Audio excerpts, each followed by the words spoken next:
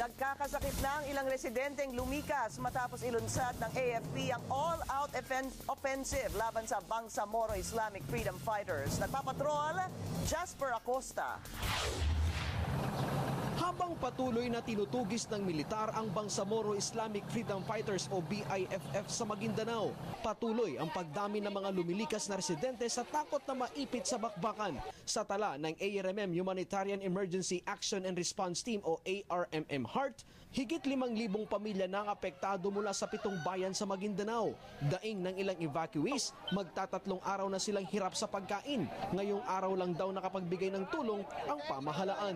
Mahirap kami kasi kulang kami sa sa bigas, kailangan po namin ng tulong. Kailangan din natin mag-seek ng clearance from the security sectors, including sa CCH. Nagpapaalam din tayo muna bago tayo makapasok. Sa medical mission ng Integrated Provincial Health Office, napag-alamang nagkakasakit na ang ilang evacuees tulad ng lagnat, ubo at pananakit ng sikmura. Nagprotesta naman ang mga militanteng grupo sa Cotabato City.